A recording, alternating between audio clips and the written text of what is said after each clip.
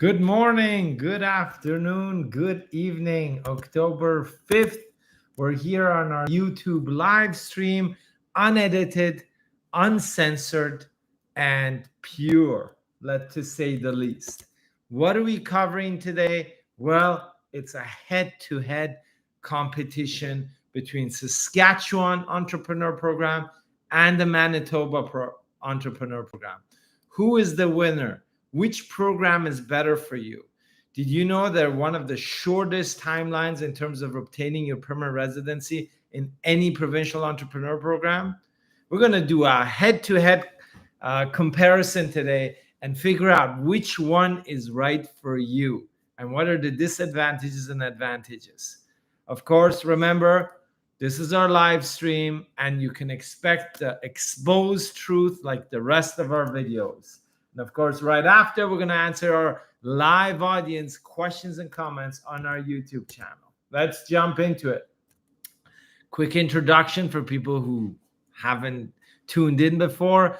My name is Reza from Immigrate, Canada. We are a licensed immigration company here in Canada, helping businesses, people, and families move across borders. Is this what I do for a living, nonstop, 24/7? Of course not.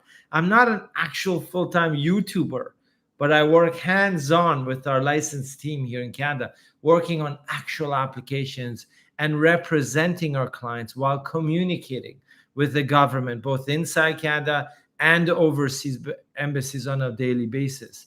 And this includes representing our own clients and the clients of our B2B partners. Why are we posting this video? Well, these are made for the purpose of sharing our hands-on immigration knowledge with our worldwide audience, including but not exclusive to existing clients, potential new applicants, and immigration consultants and agencies. And if you're thinking about immigrating, well, we're here to help. Get a free email assessment with us by filling out the form down below for eligible applicants only. And of course, if you're an active immigration practitioner or an office, we can assist you with outsourcing your back office operations, including assessments, processing, pre and post landing support. Remember, we are a global mobility solution provider. Okay, let's jump into it. Let's perform a side-by-side comparison based on the main eligibility criteria of Saskatchewan Nominee Entrepreneur Program and the Manitoba Provincial Nominee Program, and then dive deep into a side-by-side of the points matrix for both provinces. Okay? Here we go. What are the eligibility criteria? Investment. Well, of course, Saskatchewan has increased their investment amount over the past year and a half to $300,000, right? In the main cities, Saskatoon and Regina. Manitoba, on the other side, is at $250,000 minimum investment for eligibility if you're in the metropolitan Winnipeg area region. And then if you go into the rural regions, you're back to $150,000. So they're pretty much very similar, except that $50,000 difference for the major city investment criteria. Exploratory visits. Well, it's not mandatory for Saskatchewan, but recommended. And if you're doing a business purchase, mandatory. For Manitoba, it's not mandatory, but highly, highly, highly recommended. We don't do Manitoba PNP Entrepreneur unless our clients are doing an exploratory trip there, or they have like a huge amount of immediate family members who are going to help them out with the business in Manitoba. Okay. So Manitoba is very picky on that, unlike Saskatchewan. If you're doing a brand new business, if you're doing a business purchase, 100% visit is required. And that's standard across all the provinces' entrepreneur programs if you're acquiring an existing business there. So is there an option to purchase? Yes, there's an option to purchase existing businesses. Both provinces allow that. There are a lot more criteria outlined with Saskatchewan in terms of the requirements. So Saskatchewan gives flexibility, but they also have a whole list of requirements of what the previous owner of the business should be, how the arrangement should be if you are buying a business. Timeline before being nominated for PR or being eligible to be nominated for PR, both provinces, 6 months. And so that is probably one of the shortest timelines you can find anywhere in terms of provincial entrepreneur or any type of business immigration program, that you will run your business in the province for 6 months in both provinces before being eligible to apply for your nomination, right?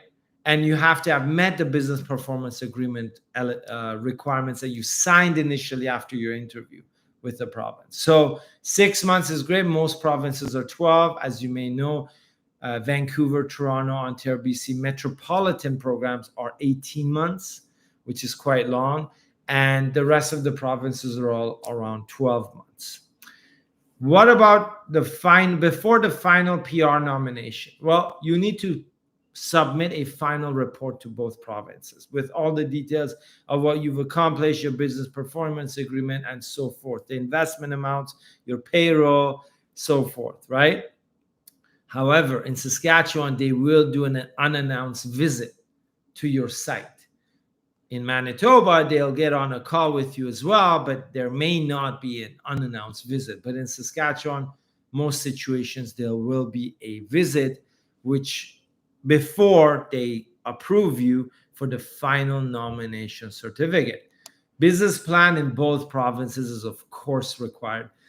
An age limit. There's no age limit for any of these two provinces, unlike some provinces.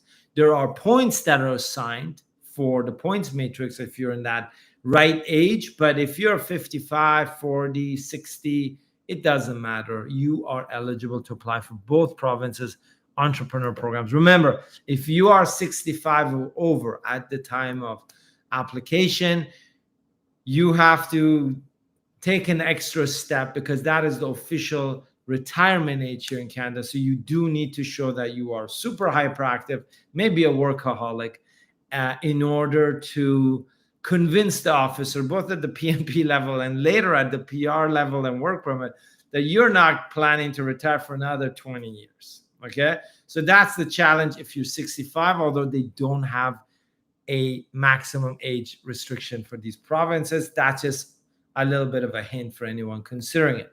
Language proficiency, huge difference between the two provinces.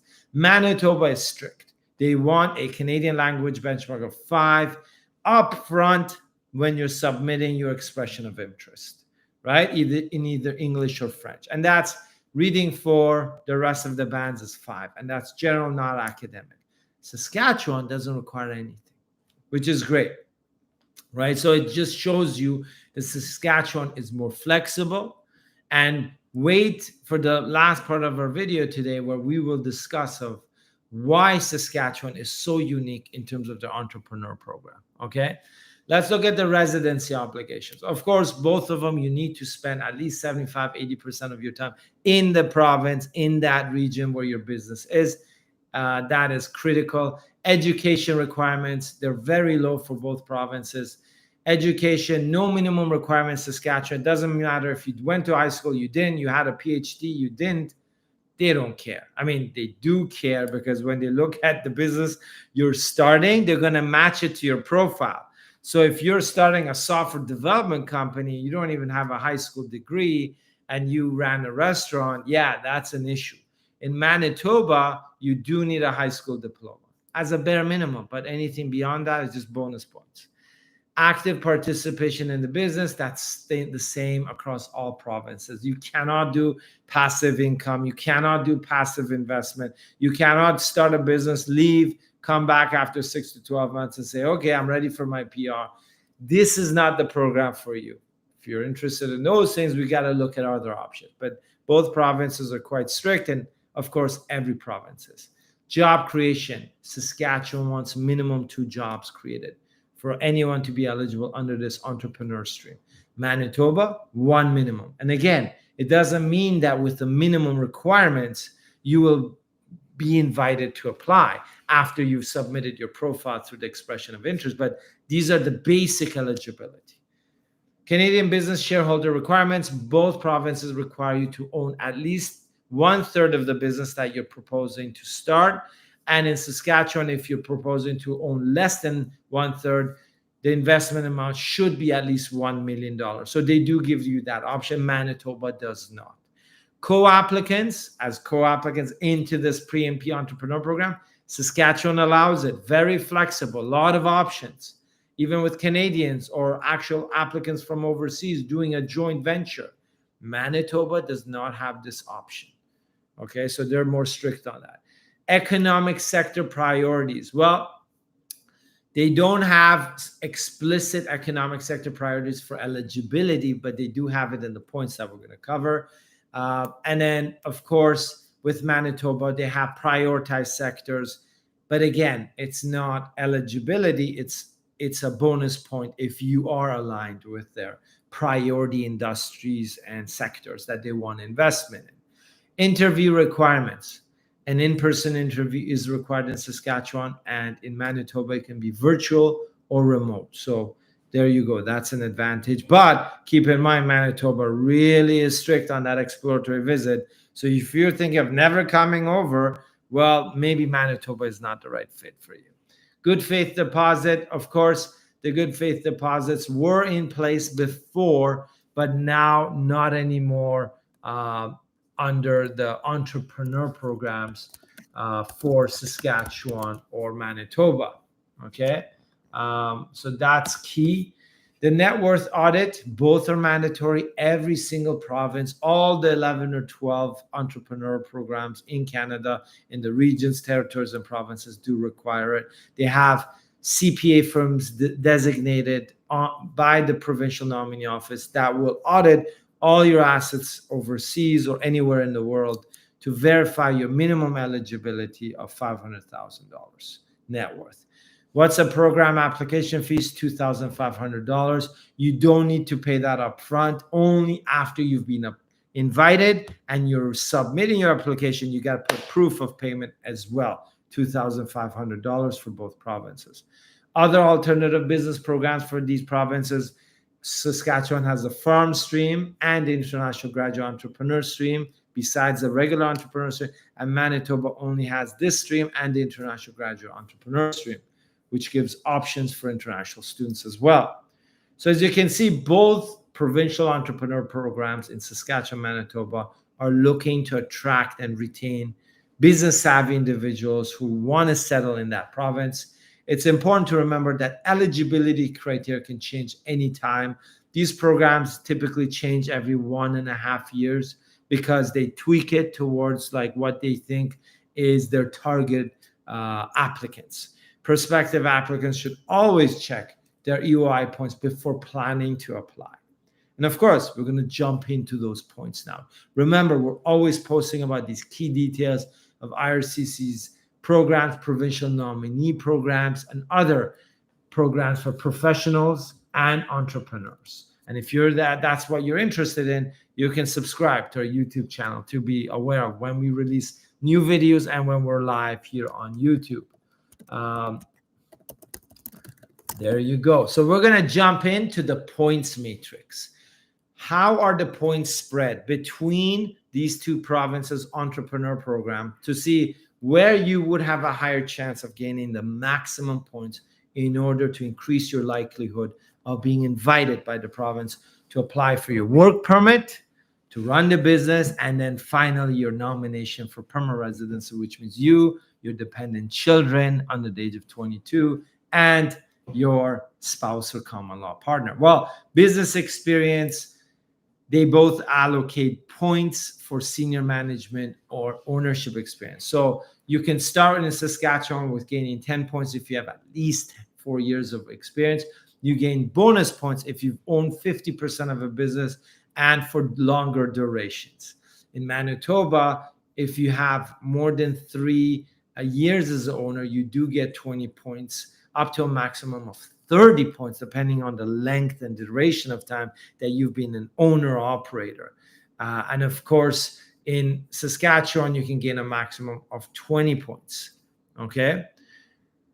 What we're going to look at as well is that Saskatchewan, unlike Manitoba, also awards bonus points for having experience or ownership of a business back home in the applicant's home country or residential country where you have met specific revenues that were audited, right? So if you had $100,000, $500,000, or $1 million revenues in your existing business from overseas, they even give you points for that. So Saskatchewan does. And Saskatchewan also gives points if you were previously involved in an innovation-based business, having intellectual property or 2-3 criteria that you can gain bonus points for that. But again, not required or is not related to eligibility. What's the age points? Well, ranges 21 to 54 for Saskatchewan will gain points, but this is not an age restriction. It's just bonus points. Max points, 30 points for being 30 to 39 years old. No, 15 points, apologize, for being 30 to 39 points. And in Manitoba, 25 to 49 gives you those 15 points as well, right? So everyone likes that, like mid-30s maybe. That's kind of like the prime, but doesn't mean you have to be that age to apply. So don't let that deter you. It's just bonus points.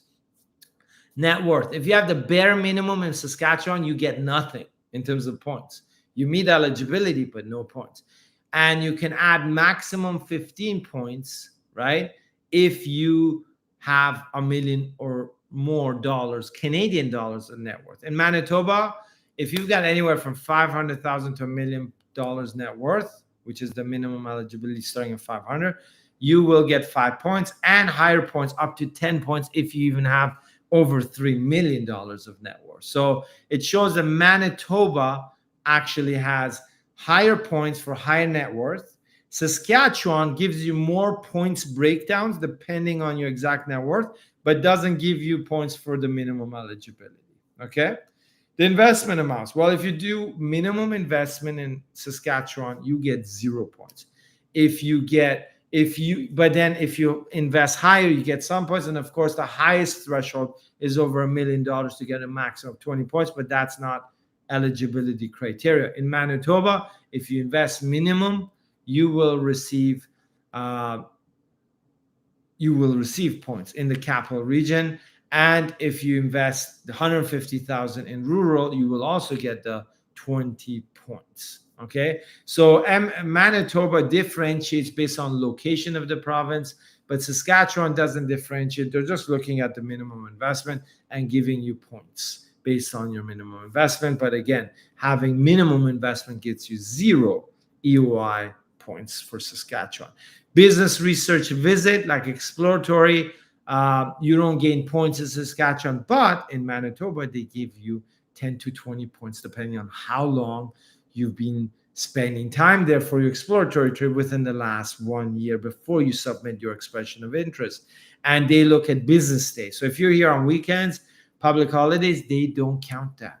If you do 10 business days in a row, boom, you've got 20 max points. Saskatchewan, no way, they don't care. They're not going to give you points on that. Economic priorities. So here's where we said Saskatchewan, Manitoba do allocate bonus points for being in line with some of the economic priorities for that province. So Saskatchewan, you can gain up to 15 points if you're investing in tech, science, manufacturing, export, rural business succession, which means you're buying a business in the rural parts from an existing local resident, and rural business development. So something that is adding value to one of the rural regions.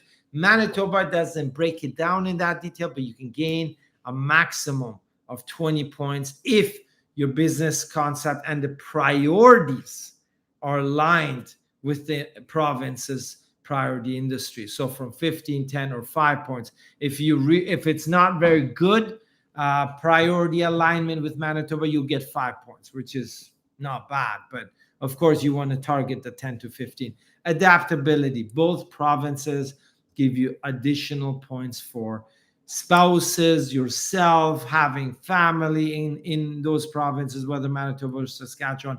If your spouse or you have studied there before, if you've had work experience, if you have immediate family members, they're both quite picky on this. Okay, so if you've got like immediate family in another province, you got to have a good, strong case for the province to accept you. Official language requirements. It's not mandatory in Saskatchewan, as we claimed. But if you have a CLB4, you can get 5 points and maximum 15 for CLB6. In Manitoba, you do need a CLB5 to start the process from the beginning. That will give you 10 bonus points, and all the way up to CLB8, and anything in between will give you bonus points. So more points breakdown for Manitoba, higher language, higher points. Saskatchewan, their language doesn't seem to be their priority. Let's just put it that way. Education, Saskatchewan, no education, but if you do have post-secondary, you get 20 points of at least 1 year, which means, wow, again, they're giving you easy points here, folks. Manitoba, anywhere from 0 to 10 points, depending on if it's a post-secondary diploma, college, bachelor's, PhD, master's. Job creation, you will get 0 points in Saskatchewan for meeting just 1 to 2, but especially in the so no job creation is 0. So I apologize for that. But if you do 1 to 2 in the metropolitan regions, you can get 10 points in Saskatchewan. But 0 doesn't give you any points. But again, it doesn't even make you eligible. But if you buy a business, you don't need to create jobs. You just have to maintain them. So that's why they put 0 points for that. But if you buy a business and also create jobs, you can also gain points. Okay? Not a specific category for job creation. So in Manitoba points matrix, there are no job creation points. So in general, both programs are great, short, and Saskatchewan even more flexible than Manitoba, right, folks? If you have a family or relatives or friends in any of these two provinces, they are the most flexible provincial entrepreneur programs anywhere in Canada. Although BC and Alberta have rural programs at lower investments, the time you spend in Saskatchewan, Manitoba before being eligible for nomination for PR is shorter than any of these other provinces for the entrepreneur programs. If you don't have language ability, Saskatchewan is the friendliest province for this purpose. Although Ontario and some other provinces will not require you to submit your proof of language upfront with your expression of interest. But Saskatchewan is the only province where you don't even requirement before PR nomination, because in Ontario, BC, other provinces, they want you to submit that proof of language, even if it's a CLB4, before they nominate you for PR. However, keep in mind that the officer from the PNP office in Saskatchewan will call you, and when they're processing your final nomination, after you've submitted your final business report, they will visit your business. And if you don't know any English or French, they're wondering, how are you running this business unless you have an assistant or translator on payroll who is helping you run the business, right? So you got to use some logic. Knowing nothing and not having somebody like on your payroll in the company that's basically your manager / assistant / translator can raise red flags in Saskatchewan. But again, if you have trouble with language, Saskatchewan is the key. We can comfortably conclude that the Saskatchewan, although it is one of the worst places to live in terms of weather and things to do, besides the Northern Territories and regions in Canada, but the people are wonderful. They're so kind. And it has one of the fastest and most flexible entrepreneur immigration programs, right? So yes, it may not be the most ideal place to live, but for immigration, it's great, and the people are great, right? The investment amounts are not the lowest, but it is the most flexible and one of the fastest. The choice is up to you, whether Manitoba, Saskatchewan, or any other program. Make sure you meet the eligibility. Make sure you calculate your points before you decide, hey, I'm going to apply. Reach out to us if you're eligible for a deep assessment against all 11 regional, territorial, and provincial entrepreneur programs. If you like immigration hacks, creative immigration solutions, or key analysis of the exposed truth for immigration policies and updates, then click and subscribe to our YouTube channel to be aware of when we're live and when we're posting news and updates on these programs. Reminder to everyone, next week I'm not on, but we will be releasing videos, so I won't be unfortunately available. I have a work event that I have to attend to, so no live stream next week, but we will have our videos. And of course, if you're thinking about immigrating, whether permanently or temporarily, you're at the right place. We just don't offer immigration. No. We offer solutions. So if that's what you're looking for, you're at the right place. I can guarantee you only one point. You'll know what to expect, entire process clearly laid out for you because we've done it so many times. And all the risks identified, including costs. Our legal agreements are based on payment milestones, which are linked to your application progression. We don't take 100% advance payment for your business immigration applications. We have a $1 million liability insurance, which protects you and us from fraud or mistakes, as well as an insured dedicated client trust account with our big Canadian banking institution. Our team speaks over 9 languages, and I'm serious. And we help applicants from over 50 different countries, and I'm serious. If anyone wants to challenge me, send an email. I'll send you the list of countries and languages because that's what we do. Click the link below this video and get a free email assessment for eligible applicants only. Remember, I'm the one that you come to make sure you don't need a lawyer to take you to federal court for refusals and judicial review. Because who needs a lawyer if you get approved? You need to apply correctly the first time and one time to avoid wasting time and money, right? If you're ready to apply and want a one-on-one session with me or one of my immigration team members at Anywhere, you can also book a session directly using the consultation link in the description of this video. And of course, you're like, hey, why should I pay for your consultation, Reza? That's fine. Take our immigration knowledge for a test drive before you book the one-on-one consultation. Then you, by tuning into our YouTube channel every Thursday, 11 a.m. North America Eastern Standard Time, where we answer all of your immigration questions up to the capacity that we have, of course, for free on the spot. And of course, we're in our existing YouTube live now. We're going to go into our audience members and commenters, and of course, everyone in the chat box, say hello. I'm sure we got a few frequent visitors from before. Janish, MK, hi Reza. Hello, Janish. Nice to see you. JTRCF Channel, Dubai, Canada. Nice to see you. Hello, Reza. Good evening. Good evening to you. Rosita says, hello, Reza June. Hola, Rosita. How are you? Lynn says, good morning. Hi, Lynn. Did you join us last week or the week before? Can you let me know? Sounds familiar. Fufu is here. Hello. Hello back to you, Fufu. Nikki Patel. Hello, Nikki. Nice to see you again. Good morning. Good morning to you. Hopefully it's morning for you are too. Either way, afternoon, evening. Casey. Hi, Reza. Out of topic, but is Halifax Skilled Worker Program better or PEI Critical Worker Program? Please advise is better option for faster PR. Okay.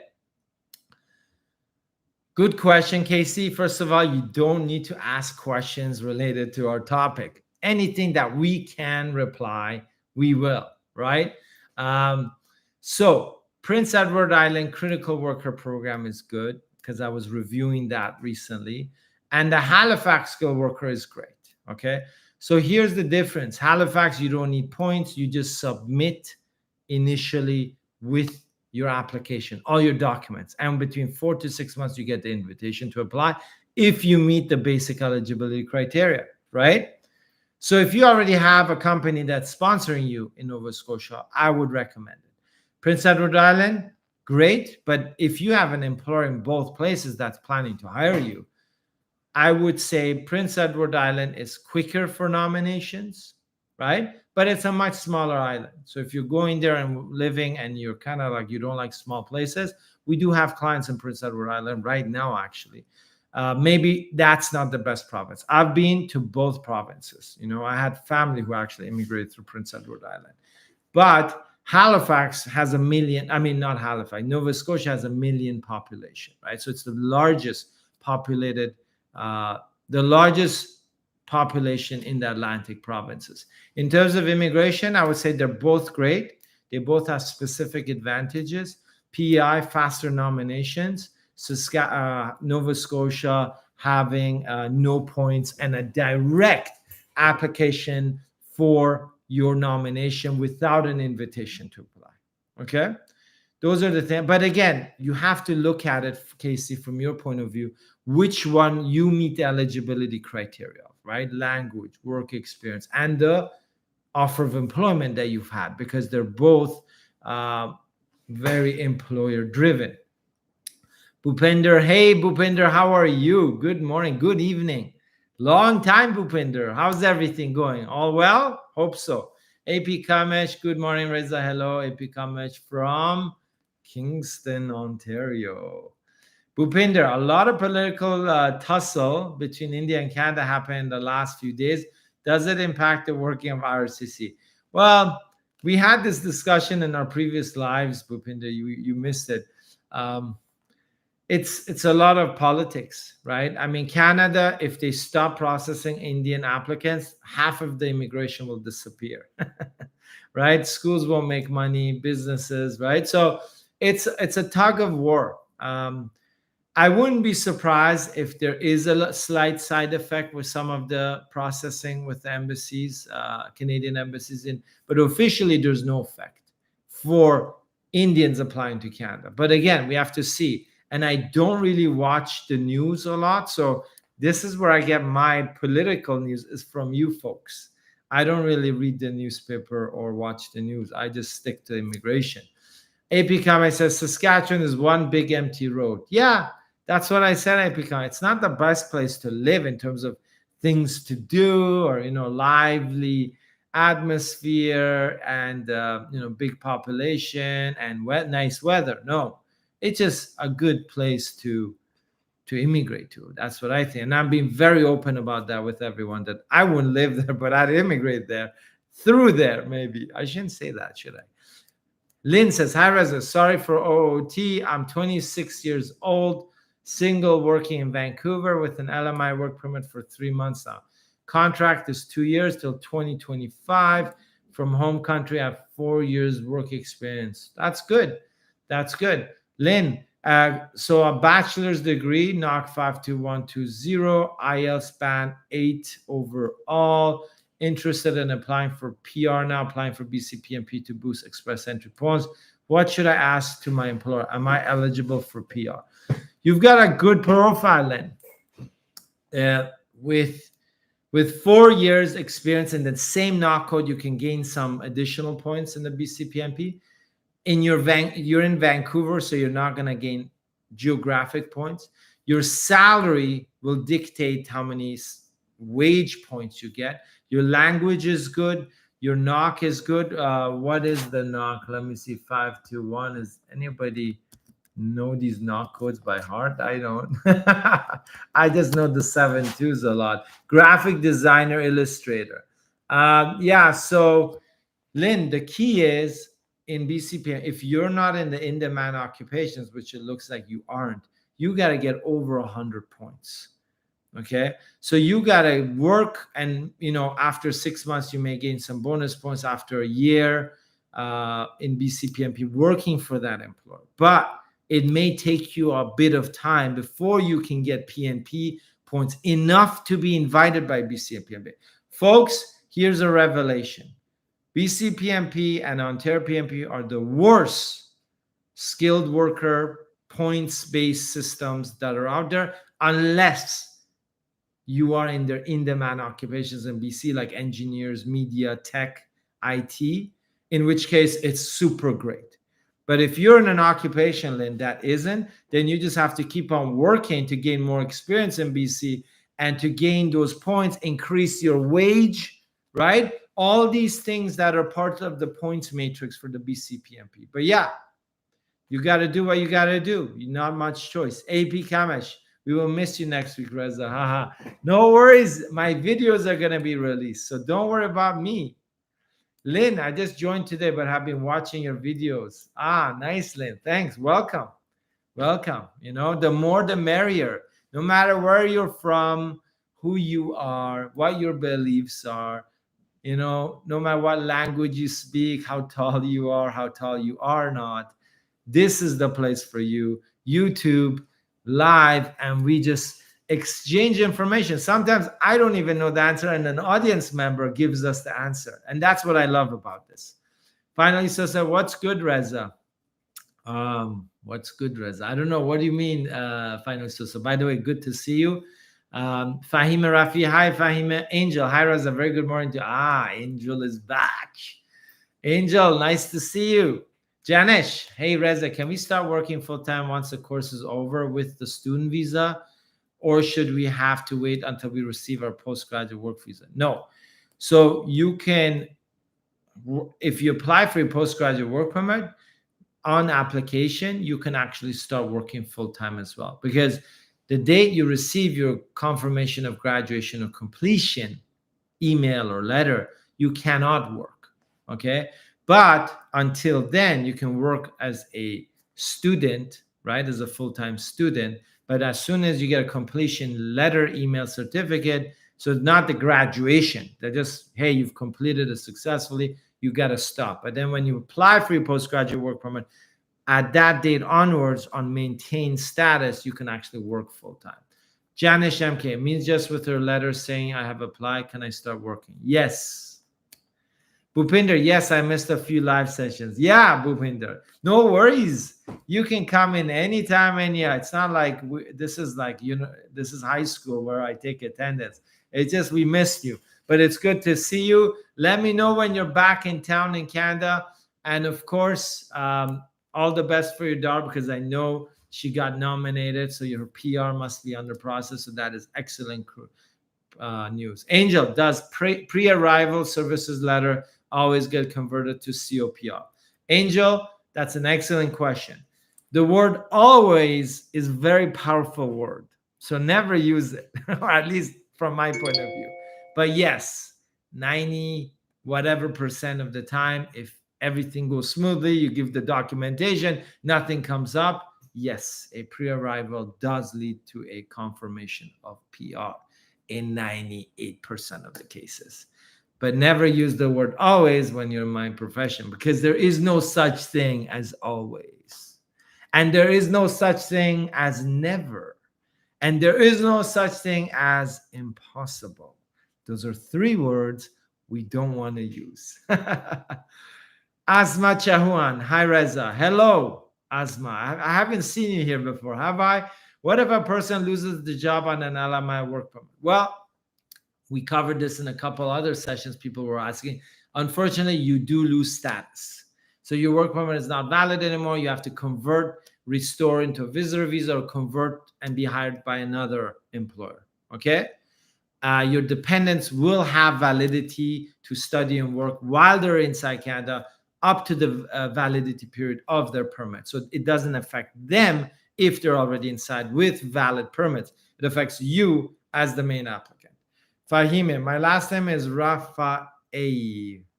When are you coming to Vancouver? Rafael. Is that right? Fahime, Rafael. I hope I pronounced it right. So you got to remind me. I'm horrible. Unless I meet you guys, all of you, one by one, I will never remember everyone's names perfectly, because I'm a visual guy. Like, I got to see things to connect in my brain. I don't know, some of you are visual like me. But yeah, I have to, like, if I meet somebody just like one time and they give me their name, I forget like in a split second. But Rafael. Fahim Rafai. Nice. Asma Chahuan. It's Abdul Rahman Salot here. My phone is switched off, so I'm here from wife's phone. Abdul Rahman. Nice to see you.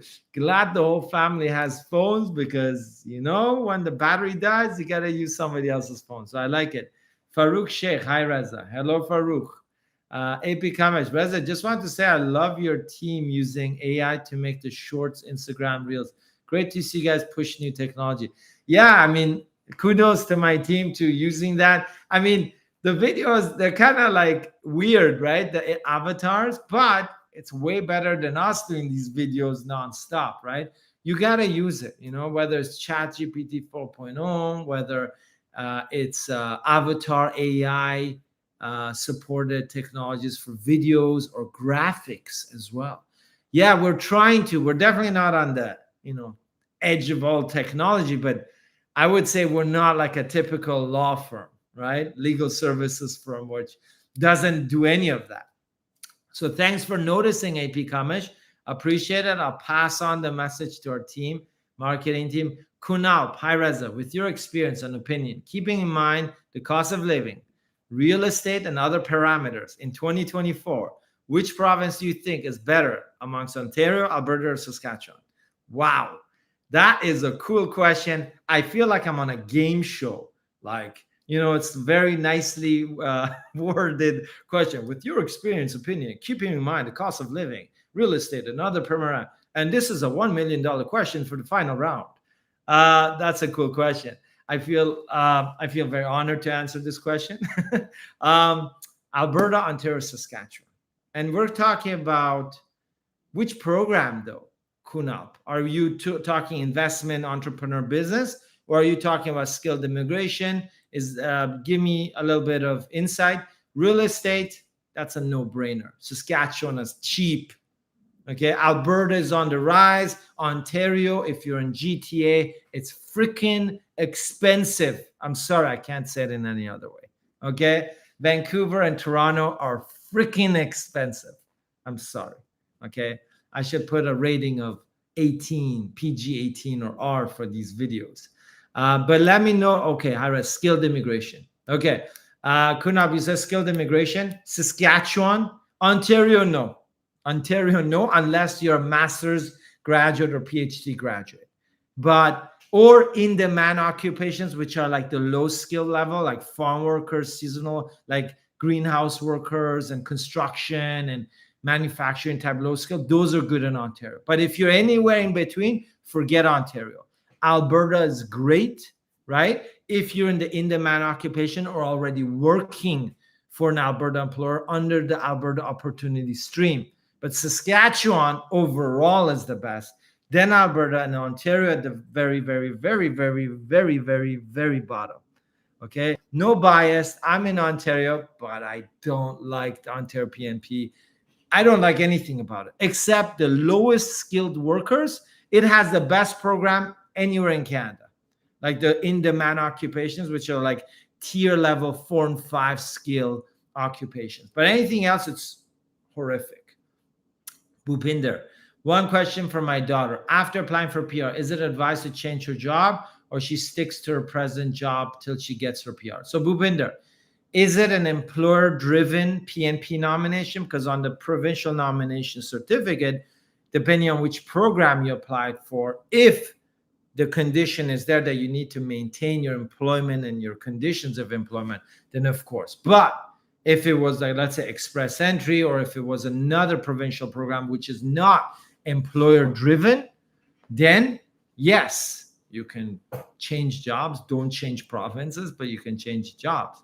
However, check the nomination certificate. And if she was sponsored by an employer under that provincial nominee program, then no, you cannot change employers or jobs. Finally, Sosa, do I need express points even if I'm going for Atlantic immigration program in Nova Scotia? No. My friend is going for OINP, so he's working as a student in Tim Hortons to pay taxes and get express points. Yeah, I mean, finally, Sosa, for you, stick to Atlantic immigration and PNP.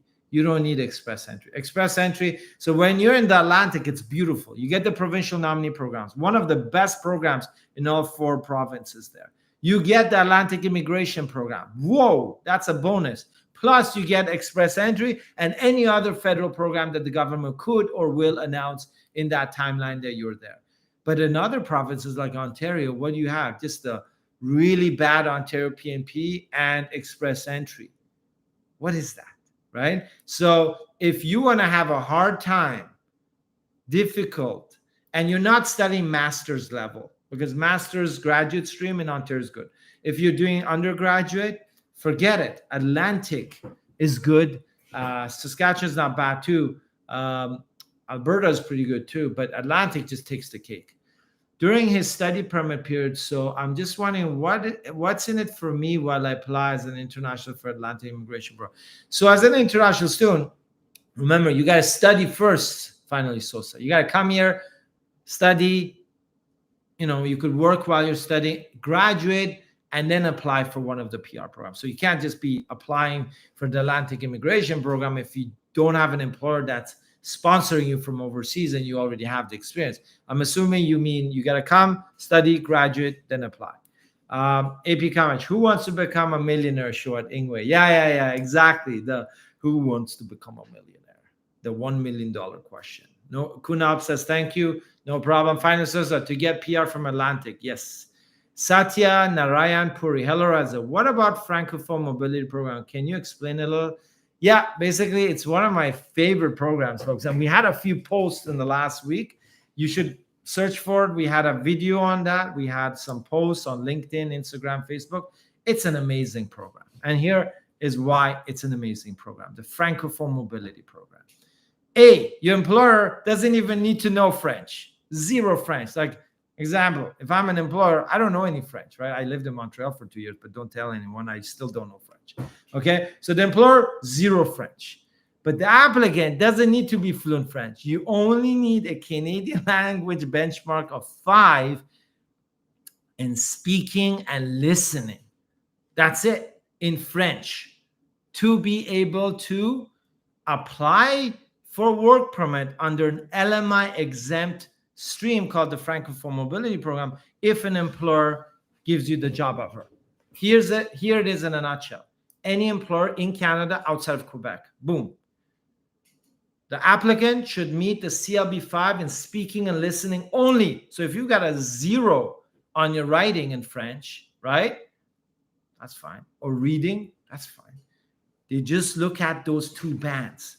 So you take a general exam, TEF, TCF, whatever is eligible. You have that. You meet the work experience for that job offer. Your employer, anyone, could be family members too, can issue a job offer without going through an LMIA, without going through a PNP, for you to enter Canada under the Francophone Mobility Program, as long as it's outside Quebec. Your employer does not need any French. You don't need to be fluent in French either, as long as you meet the job requirements that are being offered to you. That's it. It is the most ridiculously easy LMI exempt program for anyone to consider. And I'm trying to promote it, but it seems like, it's not for, it's not very popular in the market. Maybe the agents don't like to promote it. I don't know. But Satya, it's excellent. If you have any French base and you can promote it to a CLB5, which basically means 5 in speaking and listening each, you are good to go. Anyone can give you an LMI exempt work permit job offer, and you just apply outside of Quebec. Okay, Angel. Has Honorable Immigration Minister made any statements so far worth a mention? No, unfortunately, nothing worth mentioning, Angel. I think they're doing a lot of internal planning, strategizing, and structuring. That's what I'm thinking. There's going to be a lot of announcements. I have a feeling in October, November, there's going to be like a boom of like announcements. But who knows? We could be wrong. Maybe they're just asleep. They're just making a lot of mistakes. That's what I've noticed and what I've mentioned before. Bhupinder, not an employer-driven program. She applied under the skilled worker program. Okay. So Bhupinder, check the nomination certificate. As long as there's no requirements to maintain any job that was specified, then yes, she can. Okay. But again, you can always send the nomination certificate. I can have a look before giving you that final advice because I haven't seen it. Jessa Faisal, how can I get a job offer for foreign skilled worker? Well, Jia Faisal. You got to go talk to employers, network. Just like anywhere else, how do you find a job? Something that I can't really help you with. Sorry. Kunal, if I have an incorporation set up in one province, am I limited to work only with the employees in that province? Or can I move out of that after the setup and work in another province as well for Canadian work experience? So Kunal, if you are the business owner, there's a few things to consider. In certain programs, you get a geographically restricted work permit, like an ICT, let's say Alberta or Manitoba or Ontario, okay, just in case. If you have even an open work permit or a closed work permit based on a business that you establish, you got a closed work permit for your business, the province in which you registered will give you health insurance and coverage for you and your dependents, but other provinces won't. And it'll be difficult also to register any kids for public schooling if you're like elementary and high school, if your company is in another province and your closed work permit stays there. If you're in an open work permit, no restrictions of any kind, Okay, so it depends on the details, Kunal. It's all, the devil is in the details. Remember that. AP comments. Reza, I just got reminded. Me and a group of friends are planning to start a nonprofit consulting firm for campus startups. Should I register as a business? Oh, that's pretty cool. I just got, me and a group of friends are planning to start a nonprofit consulting for on-campus startups. That's nice. Should I register as a business? It depends, AP Kamish. I mean, it's not going to really do much for you in terms of immigration, because you're probably not going to get income from it or get paid. And if you own it more than 50%, then of course, or 50% or more, that could also not count as Canadian experience. But generally, in terms of taxes or any company, I mean, it would be good to formalize. Like if you're doing nonprofit work, formalizing it, I think it would be good, But again, there's some costs involved in registering a business, keeping it, maintaining it, right? So you got to look at the ultimate strategy. What do you want to get this business nonprofit to do? Do you want to promote it? Do you want to have an online presence? Are there tax implications? Sometimes, of course, nonprofits, you can expense as a nonprofit. So there's a lot of things that you can talk with an accountant on the tax side of it. But to gain nonprofit status is quite complicated by itself. So, so you may not be able to expense, as I said, that easily. There's a lot of barriers to that. So it really depends. Are you looking for immigration, looking to make money, looking for online promotion, your online presence, maybe down the line, looking at a nonprofit type status, which is not that easy. So it all depends. Yeah, you are allowed to start it. You can start 10 businesses, invest in 10 businesses. No limitations come into play as we do it for free. Yeah, free stuff doesn't count, AP Kamach. So as long as you're not paid, you can work 24 hours a day. That's the beauty. Asma Chauhan, can you please share the latest series of WOR work permit visas your team got just starting 4-digit, for example, W379? Can you please share the latest series of work permit? Yeah, I mean, good question, Asma. We get a lot of processing. I don't really go in and check the series, the serial numbers. Not something that unfortunately anyone's actually asked us before, and I definitely don't memorize those numbers, right? And yeah, we look at the work permits. We make sure the name, the date, the employer, the validity, all the conditions and details are correct. But it's not something I looked at. But yeah, sorry, I can't help you on that one. It's a little bit too data scientisty for our organization to figure that out. AP Kamish, no. I'm doing it purely for experience, not for immigration. Yeah, I figured that. Thanks for the clarification, Reza. We'll keep you updated on this. Yeah, sounds like a cool little venture, AP Kamish. And then Kunal says one more. Does one need to show proof of funds after 1 year of Canadian work experience for a PNP application as well? Okay, if you are going through a provincial nominee program, okay, they will certain provinces will require minimum settlement funds, okay, but they're different too. So in some regional programs, let's say if you go rural northern immigration pilot or Atlantic, they have like significantly lower settlement funds, but still do. Provincial nominee programs also have minimum settlement funds, okay? But if you're already working for an employer, many provinces, not all, make it exempt. And as long as you have income and you're showing it that you can support yourself and that size family, then it should be perfectly fine. But again, Kunal, it all depends on the province. Okay, each province is different. Some provinces have strict requirements. Some provinces are more relaxed on that. Dynamite guy, hey, really appreciate your efforts. And can you share how much minimum investment requirements after incubator and a startup visa? There's no documented minimum investment, Dynamite guy, after you have your letter of support. You could invest zero. You could invest $1, $100,000, $1 million, or $10 million. It depends on the progress you've made. It depends on what you're doing. right? Maybe you have external investors. You've raised money. You've crowdfunded. Maybe you've done that, right? There's no minimum startup visa investment amount. But remember, it's all about scalability and innovation and economic benefit. There's a benefit to Canada. Benefit to Canada means what? It could be hiring Canadians. It could be investing in a business, right? So if you are investing $1, I assume you have revenues, you have clients, you're maybe even have operations. So you're reinvesting your revenue. If you have no revenue, well, you got to be developing the business. Developing the business is sweat equity, right? But obviously you can only get so much done with sweat equity, right?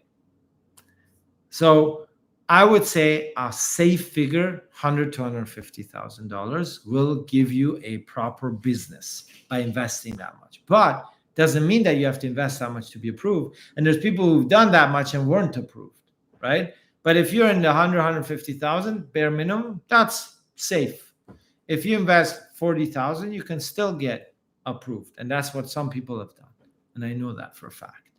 But again, depends on the officer, depends on your business, depends on your qualifications. What is the business concept, and what have you shown to in terms of your progress? Okay, so it's not dynamite guy. It's not a clear black and white, especially in startup visa. If you're doing a provincial entrepreneur program, yeah, it's black and white. I know that you know the investment, the blueprint, the minimum net worth, exactly what you can and cannot invest in. Startup visa is not like that.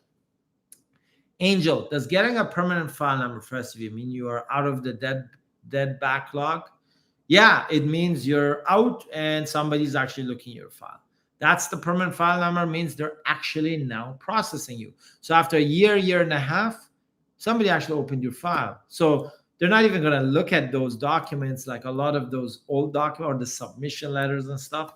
They're going to look at, okay, you meet the eligibility, but now we want all the updated documents. Now we want to test you again. That's kind of how it works. But yeah, you're out of that backlog. The backlog means it's literally just a pile of files just sitting there doing nothing in cyberspace. Bhupinder, thanks, Reza. Have a great day ahead. Thanks, Bhupinder. Have a great evening. Thanks for joining us. I hope we see you in 2 weeks. Next week, I don't have the live, but we are releasing some videos. Remember, folks, good night. Thank you, Bhupinder. Take care. Folks, we are at 12:06. Got to run. Great seeing everyone. Bhupinder, AP Kamesh. Of course, keep me updated about your nonprofit consulting. Janish, thank you. Finally, Sosa. Yeah, Lynn, great seeing you for the first time on our live. Welcome to the show. We should all have cameras, like a big camera thing. You know, I wish they had that technology. I mean, they do, but not in a live, right? Finally, Sosa, thanks. No problem. And of course, Jaya Faisal, thank you for joining us. Satya Narayanpuri, great question about Francophone. Kunal, again, you got those nicely worded questions. And of course, Fahime Refai. Fahime Refai. Yes, I hope I pronounced that. Asma, thanks. Angel, thank you again. And of course, Fufu, Rosita, and the rest of the crew, including Nikki Patel and JTRCF. Who could forget JTRCF? Okay, folks, and Razones para ser feliz. Thank you so much. No problem. I just saw you there. Thanks, guys. Next week, I won't be in the live, but the week after. But we've got 2 videos being released. Stay tuned. And of course, if you have questions or if you want help with immigration, our office is here to help you. Have a wonderful week ahead, and happy Thanksgiving in Canada for upcoming Monday. And if you don't like turkey, that's fine. Just go do a barbecue with some burgers and hot dogs. You can do whatever. Or if you're veggie, then a vegetarian, just do tofu burgers instead if you're not a big turkey fan. Take care, folks. Have a good one. All the best.